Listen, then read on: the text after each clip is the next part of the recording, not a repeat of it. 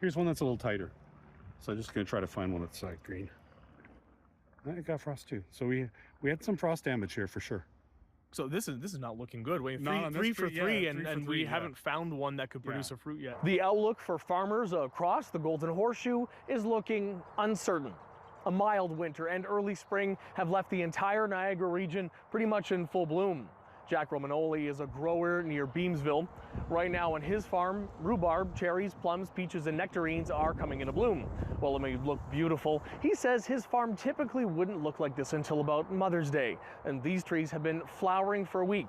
The early start leaving them more susceptible to frost. Anything below -2 at night, these flowers can actually get frozen, so they won't have a crop. Back in April on the 25th and the 26th, we had a frost, and I picked one off the tree just now. And you can see in the center of this flower, there's a dead cherry. So that little dark center part there, that's not supposed to be dark. No, that's supposed to be green. I'm gonna just try to pick one off the top of the tree here and maybe find a viable one. There's another one that's frosted. We'll go over to this tree. Now that one is not viable either. Yeah, there's one there. Green on the inside, that means this is good. Yeah, pollinated and good. What was that, 4 or 5, and only one of them was viable? How do you feel about that ratio right now?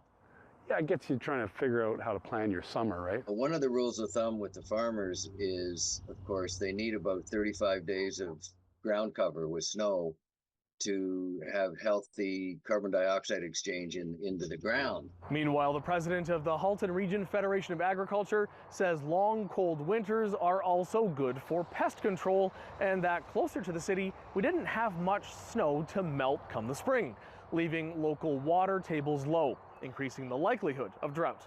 I just think we have to hope for some rain and hope for quantities of rain and hope for it at the right time. But says growers do have ways to stretch water, at least a bit during drought conditions. The farmers will not let you down. They will come through. A sentiment echoed by Jack, who's describing himself as cautiously optimistic, telling us there are plenty of blossoms here, and if he gets about half, it'll still be a viable crop. There's cautious optimism that we have a crop.